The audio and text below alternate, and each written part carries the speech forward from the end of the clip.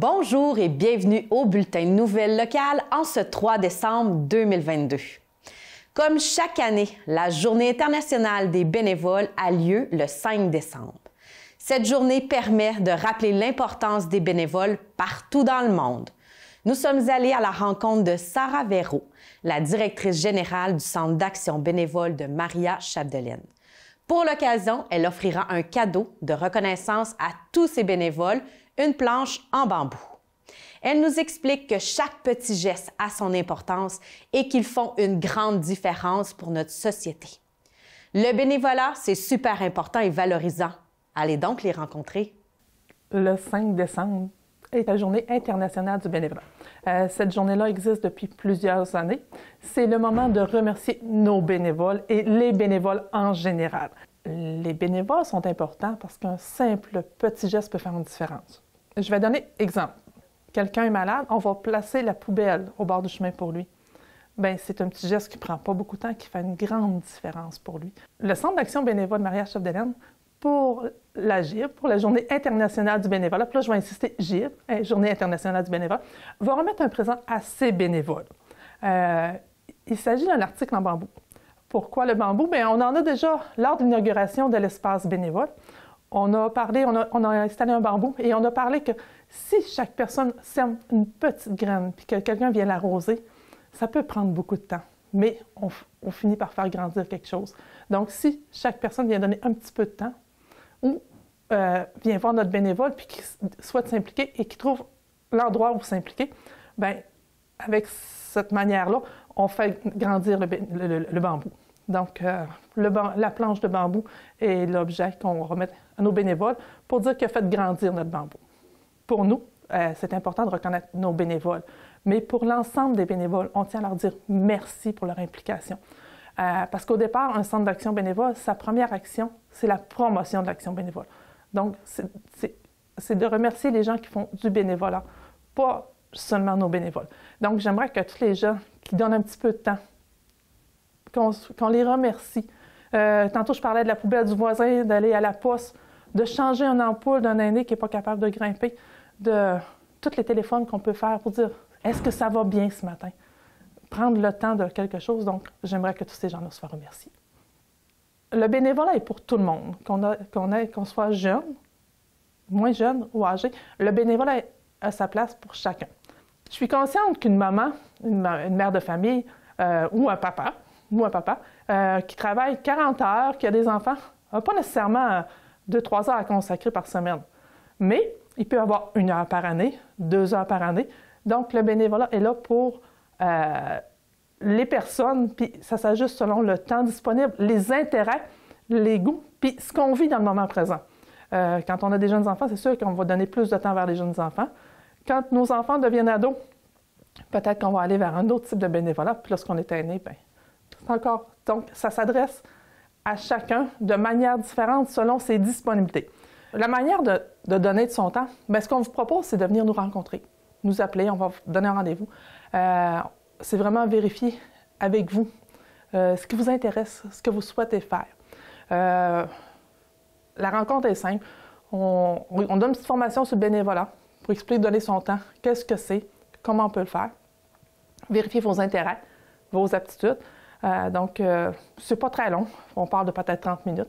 Par la suite, bien, si on n'a pas de proposition d'organisme ou quelque chose qui ont besoin en fonction de, bien, on peut le virer à l'inverse, contacter des organismes. On a une personne qui souhaite faire ça. Donc, on va dans les deux sens. Il y a aussi la plateforme Je bénévole. La plateforme Je bénévole, c'est la plateforme provinciale, encore là, qui a été discutée, mise en plus grande vue lors du début de la pandémie. Mais la plateforme Je bénévole existe depuis déjà un petit bout. Donc, on peut s'inscrire comme bénévole là également. Mais si on veut donner de son temps, il y a différents moyens de le faire. Quand on parle de venir nous voir, vous pouvez également, on a l'espace bénévole. L'espace bénévole, c'est un lieu par et pour les bénévoles. Donc, on invite les gens. Il y a des gens qui donnent du temps depuis déjà longtemps, puis qui ont un ami, quelqu'un qu'ils connaissent, qui ne sait pas comment faire pour s'impliquer. Donc, ils peuvent venir prendre un café, un jus, venir discuter dans notre espace, puis nous, on va se jumeler avec eux, puis on va parler du bénévolat. On est des connaissants, on est des experts en bénévolat dans notre milieu. Donc, les gens sont invités à venir voir l'espace bénévole. L'espace bénévole est ouvert de 9h à midi et de 13h à 16h30, du lundi au jeudi présentement. Donc, les gens peuvent venir, ils frappent à la porte, entrent et prennent un petit café, jasent de bénévolat.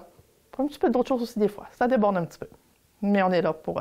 Ça peut être une excellente porte d'entrée pour donner de son temps. Et franchir la porte, nous dire franchir la porte. On est situé dans le centre d'achat. Pour les plus vieux, on parlerait du Spectrum, donc en haut de l'ancien Spectrum. C'est des gens qui fréquentent le centre de santé mentale Larimage, on est juste à côté.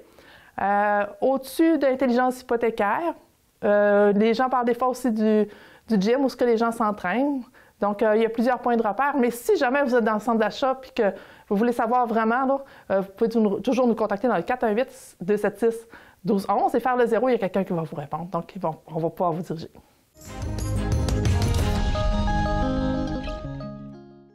La maison d'intégration Nord-Lac fabrique son tout premier calendrier pour mettre de l'avant la différence qui nous rassemble.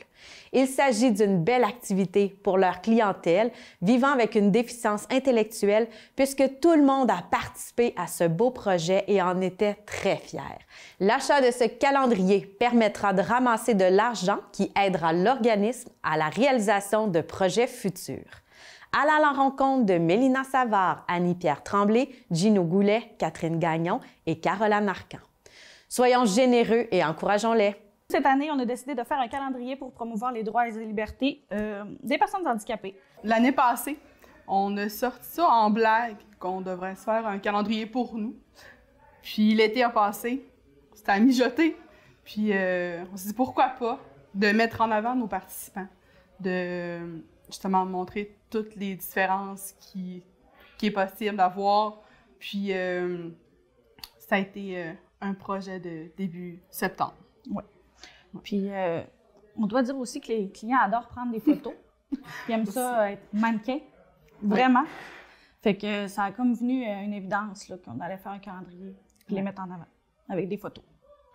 Chaque participant a vraiment mis du sien en créant les décors, les thèmes aussi, les thématiques abordées dans le calendrier. L'imprimeur de l'imprimerie Nord-Lac de Saint-Félicien qui a ajouté sa touche aussi, nous a offert son aide pour le calendrier aussi. Moi, c'est Gino Goulet. Et moi, c'est quand il était abalé à Cadou. Il m'avait abalé à Cadou. Moi, je m'appelle Catherine Gagnon. Je suis comme Gino dans le calendrier du mois de décembre. J'ai vraiment aimé ça. Ça m'a fait quelque chose dans le mois d'avoir été sur la page couverture et d'être dans un calendrier. C'est mon tout premier calendrier que je fais. Moi, je m'appelle Caroline Arcan. Je suis aussi dans le calendrier dans le mois de février. Dans le mois de Saint-Valentin. Et vous pouvez les retrouver au marché de Noël. Il est souvent dans le centre d'achat de Dolbeau.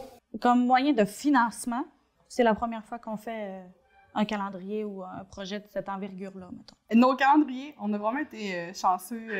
Beaucoup de monde a embarqué. Oui. Ils étaient intéressés par notre projet, puis ils trouvaient vraiment que c'était une belle cause aussi. On a Jean Coutu de Dolbeau-Mistassini qui a embarqué avec nous. D'ailleurs, on voudrait dire un très grand merci à Jean Coutu parce qu'à chaque calendrier vendu, ils nous remettent un don de 2 $ par calendrier. De surplus, ouais. On a le dépanneur Pierrette aussi de Mistassini.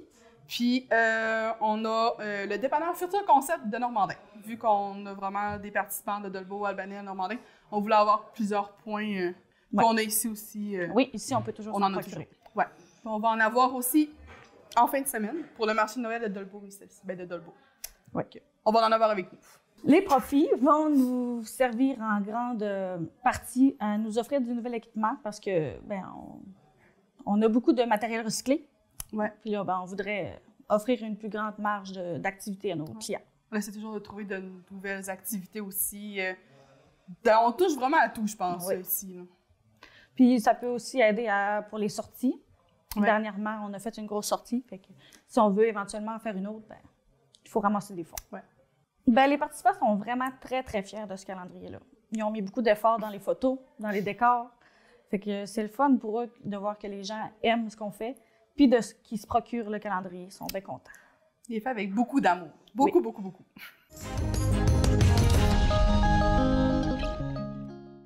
Connaissez-vous la plateforme Nouveau Père, le site humoristique et informatif? Ce sont deux gars fort sympathiques, Maxime Pearson et Samuel Tremblay, qui ont mis sur pied ce projet. D'ailleurs, ils viennent tout juste de sortir Devenir père, des capsules web sur la paternité, et nous avons eu la chance d'aller en jaser avec Maxime. Ces capsules pour les pères écrites par des pères valorisent et encouragent l'engagement des papas québécois. Je vous invite à aller les regarder. Bonjour, mon nom est Maxime Pearson, je suis le co-créateur de Nouveau Père. Nouveau Père, c'est quoi? C'est une plateforme web pour les parents qui existe depuis 2018, que j'ai fondée avec Samuel Tremblay, mon ami d'enfance.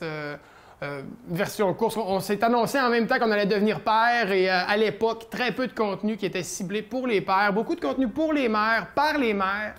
On crée du contenu qui est positif, qui est humoristique aussi, donc le but c'est juste de valoriser le rôle du père, l'engagement du père dans sa famille. D'ailleurs, ça s'inscrit très bien avec ce qu'on vient de lancer, donc les capsules web en collaboration avec le Centre de ressources pour hommes Optimum. Donc les capsules web, il y en a 4, 3 à 4 minutes chacune.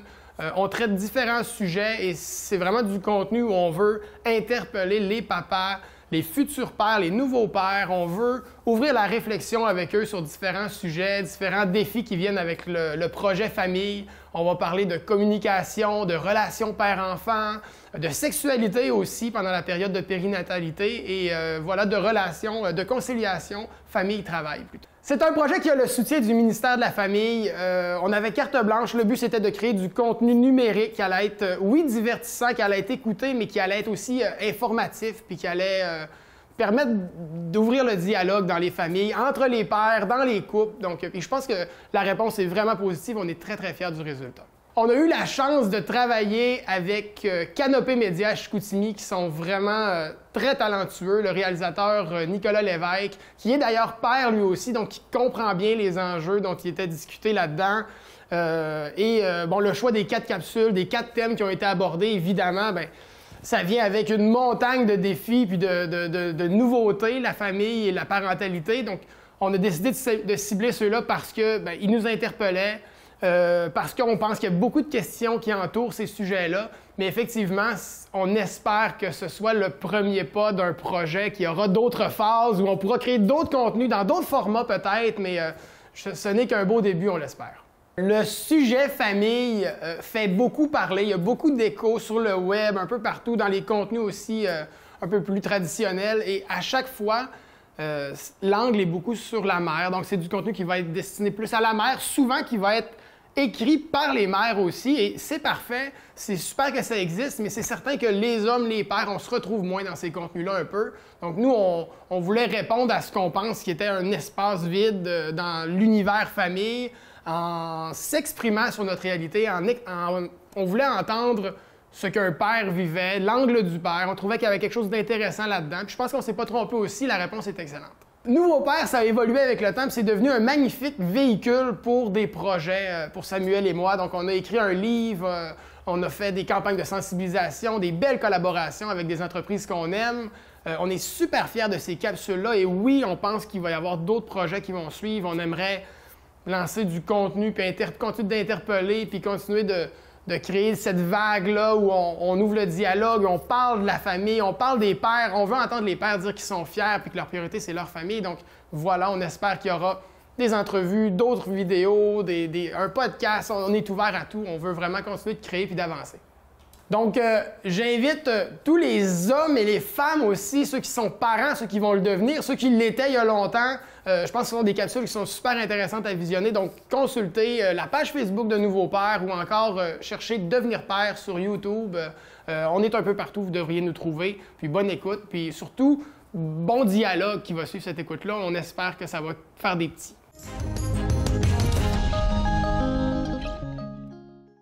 La Route des légendes nous offre encore cette année une pièce de théâtre de Noël, l'Académie des lutins.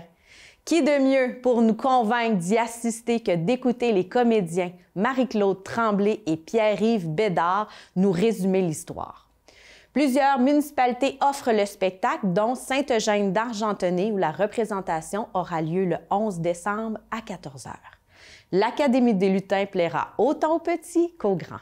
Nous, on est ici pour vous parler de la pièce L'Académie des lutins, qui est écrite par Jimmy Doucette, mise en scène par Hubert Bolduc. Alors, c'est une pièce de La Route des légendes. C'est la 11e année? La 11e année du show de Noël. De Noël. Mais La Route des légendes existe depuis un petit peu plus que ça, me semble. Oui. Oh mon Dieu, on n'a pas trahit vérifié nos... notre Ah oui, oui, oui, oui. Et puis, cette année, donc, c'est l'Académie des lutins. Ça se passe donc dans une école où est-ce que tous les lutins sont partis faire des mauvais coups chez les enfants.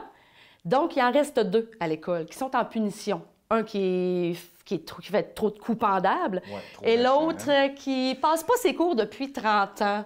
Pour une bonne raison, on le sait lors de la pièce pourquoi elle passe pas ses cours. Puis elle reste, alors ces 2 élèves-là restent à l'académie avec les enseignants de l'académie.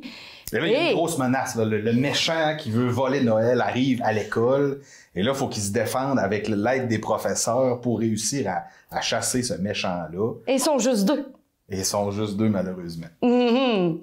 Mais tu sais, c'est une pièce qui est super le fun, inspirée un peu de l'univers Harry Potter, tu sais. Fait qu'on a le décor, la belle toile, les costumes, scénographie de Nancy Gagnon, qui est toujours merveilleuse. Là. Ouais. Fait que décor, costume, du bon temps. Ça émerveille les enfants. Ah, mon Dieu, les enfants, là, ils crient, puis ils veulent attraper le méchant avec nous autres, puis ils sont dedans, puis ils ont peur du méchant, puis ils veulent... Oh, mon Dieu, puis le méchant change les paroles des chansons de Noël, puis ils sont fâchés après lui. Ah, c'est magnifique. C'est pour ça qu'on le refait chaque année, d'ailleurs. C'est pour voir l'émerveillement des enfants. C'est magnifique. On est 7 cette année.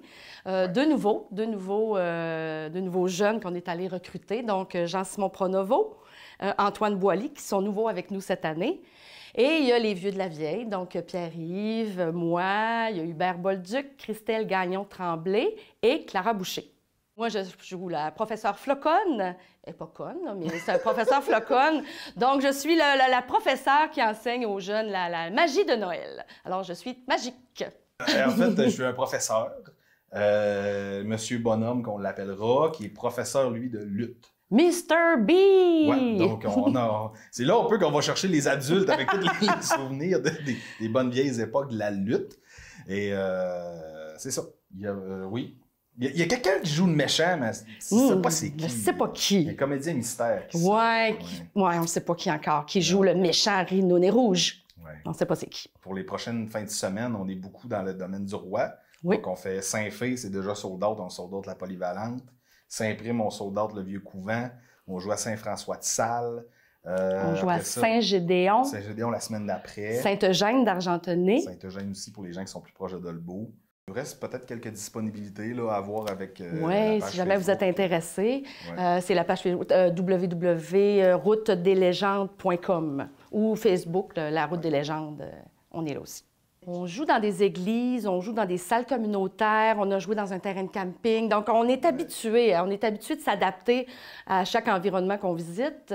Le décor est prévu comme ça. On est en mode, on est en adaptation. Aussitôt qu'on arrive dans un nouveau site. C'est un peu la beauté de la tournée aussi. T'sais, on part très tôt le matin, on embarque le stock dans 2 véhicules, on monte là-bas, on arrive là-bas, on refait un peu le spectacle en aménageant la salle, parce qu'on sentait qu'une salle communautaire, c'est pas la même affaire que... Une salle de spectacle. Puis après ça, on démonte nos affaires, on repacte ça dans les chars. Tu sais, c'est comme... C'est vraiment une vie de tournée. Parce qu'on n'est pas tant habitué au théâtre d'été, parce qu'on joue, tout le temps à la même place. On va jouer 12-15 fois au même endroit. Mais c'est ce qui fait la beauté. Les tempêtes de neige, le café avant de partir. Mon Dieu, des maladies, la grippe et tout. Fait qu'on est en mode adaptation, on est habitué à ça. Ce qui est le fun, c'est que la majorité des spectacles sont gratuits. Oui. Les gens ne payent pas, que ce soit à Sainte-Eugène, même, ça va être peut-être de la réservation de billets, mais ça coûte souvent rien parce que la municipalité offre le spectacle aux gens.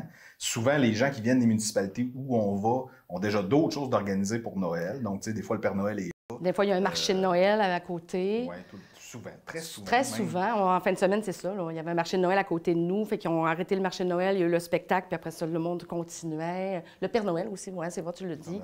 Oui. Mais c'est vraiment magique. C'est vraiment de se mettre dans l'ambiance du temps des fêtes, de vivre ça avec vos enfants, vos petits-enfants, vos neveux, vos nièces. Puis nous, on triple. Là. Nous, on triple là-dessus. Là. Oui. J'arrête pas de dire que c'est mon dernier spectacle de Noël. Puis toutes les fois que j'embarque, je vais en rembarquer encore. C'est tellement magique. C'est un beau spectacle. spectacle. C'est magnifique. Oui, Oui. c'est très niaiseux aussi. Oui, oui, ben c'est ça. C'est Jimmy Doucette.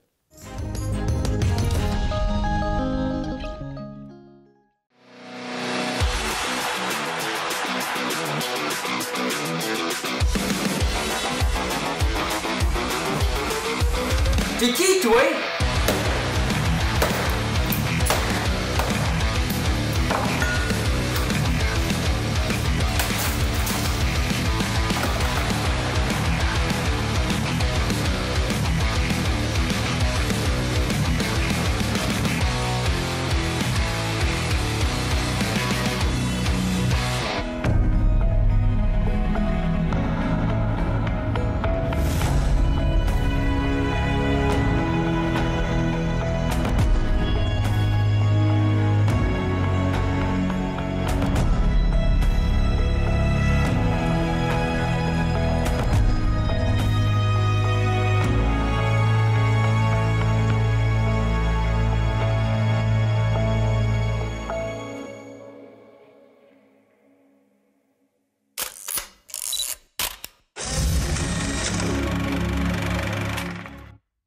Le studio Fusion Coop de Solidarité quitte son emplacement actuel pour se relocaliser dans le complexe Saint-Jean. Nous avons reçu à notre studio Pierre-Alexandre Tremblay, administrateur du conseil d'administration, pour nous donner tout le détail de ce déménagement prévu en janvier. Historiquement, le studio a toujours eu à trouver un local externe pour les cours de yoga. Fait que les principaux cours étaient toujours à l'endroit où nous sommes présentement, au sous-sol des promenades du boulevard. Sauf que dans les années antérieures, il fallait toujours se trouver un petit local pour nos cours de yoga. Alors, on était au Cœur-Vaillant, sauf que là, avec la vaccination COVID, on a dû trouver un autre local que la salle des Cœur-Vaillant. Donc, on a loué un local au sous-sol de chez TNT l'année dernière. Cette année, on a perdu notre professeur de yoga, donc on n'a pas reloué de troisième local pour rien, dans le fond. Fait qu'on reste principalement là, dans le sous-sol des promenades du boulevard. Donc, en est venue la décision de se chercher un local beaucoup plus grand pour avoir 3 sous-locaux dans la même bâtisse pour pouvoir regrouper nos activités. Donc, c'est pour ça qu'au printemps 2022, que le complexe Saint-Jean nous a approchés pour nous offrir des nouveaux locaux. On a eu un très bon partenariat avec eux autres, puis on a pris la décision de faire le déménagement vers le complexe Saint-Jean là, pour l'hiver 2023. Théoriquement, dans le meilleur des mondes, la dernière semaine de cours sera la semaine du 12 décembre.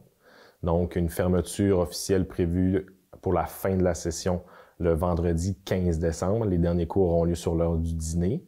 Le conseil d'administration va déménager tout le matériel dans les nouveaux locaux dans la fin de semaine du 16-17 décembre pour s'installer dans les nouveaux locaux au complexe Saint-Jean pour une ouverture prévue le lundi 9 janvier 2023. On est conscient qu'on s'éloigne un peu du centre-ville, puis que ça va peut-être être plus difficile pour certaines personnes, principalement sur l'heure du dîner. Au complexe Saint-Jean, on va avoir une salle de bain mieux adaptée aussi. OK? Donc, plus de cabines de douche, plus de cabines pour se changer. On va avoir dans nos locaux une petite cuisinette avec frigidaire, four micro-ondes, avec un four traditionnel également. Donc, les gens vont pouvoir dîner sur place s'ils le veulent avec leur lunch. Puis, on va avoir accès aussi à la cantine vraiment du complexe Saint-Jean. Donc, les participants des cours du studio vont pouvoir, à l'avance, faire réserver un repas directement à la cuisine du complexe Saint-Jean pour dire bon, ben, je vais passer chercher mon repas après mon cours vers, hypothétiquement, 12h50. Donc, vous allez pouvoir vous présenter à la cuisine du complexe Saint-Jean, ramasser votre repas chaud, puis quitter les locaux pour aller manger sur le pouce au travail. Un des points positifs de nos nouveaux locaux, c'est que ça va être des locaux qui vont être éclairés. Donc, on a des fenêtres dans chaque local. Un avantage pour nous, parce qu'on s'entend que dans les locaux du studio présentement, dans un sous-sol, ce n'est pas éclairé, donc l'éclairage est relativement sombre. Donc, c'est un point positif pour nous d'avoir des locaux éclairés. Beaucoup de rénovations aussi à l'intérieur des locaux, donc les locaux ont l'air quasi neufs. Donc, vraiment un beau point positif, là, le déménagement. Les locaux vont être plus grands. Si je prends exemple du local de spinning, on estime qu'on va peut-être pouvoir ajouter certaines unités, donc peut-être ajouter 1, 2 ou 3 vélos dans le futur pour accueillir davantage de participants lors de nos cours. Même chose dans le local de groupe. Là, présentement, on est quand même restreint au niveau des espaces à 16 personnes. Donc, on va évaluer la possibilité de peut-être augmenter notre nombre de participants dans le grand local de groupe qu'on appelle, puis pouvoir peut-être augmenter notre capacité. Il y a un local un peu plus petit, un peu plus intime là, pour les cours éventuellement peut-être de yoga, de pilates, et aussi pour notre nouveau cours qu'on va avoir à l'hiver 2023, là, un cours qui jumelle cardio, musculation, endurance, danse avec Jennifer Labbé là, qui se joint à notre groupe d'entraîneurs pour l'hiver 2023. Pour le moment, il n'y a aucune augmentation de coût qui est envisagée par le conseil d'administration. On s'est entendu avec le complexe Saint-Jean, on respecte nos budgets qu'on avait présentement. Donc pour le moment, il n'y a pas d'augmentation de coût qui est envisagée pour rétablir la situation. L'équipe des communications a vraiment fait un gros travail là-dessus. Notre page Facebook est très complète. Il y a le détail de chaque cours, il y a un portrait des instructeurs, il y a les coûts détaillés des formules classiques, formules flexibilité, formules étudiantes également. Donc, toute l'information se retrouve sur notre page Facebook, là. Et il y a également notre page Instagram qui propulse puis qui promouvoit beaucoup de nos activités. Le conseil d'administration du Studio Fusion est très emballé envers son déménagement là, pour la session d'hiver 2023. Fait qu'on invite tous nos membres et futurs membres aussi à venir avec nous découvrir nos nouveaux locaux dans la semaine du 9 janvier 2023 là, lors de notre ouverture officielle dans les locaux du complexe Saint-Jean.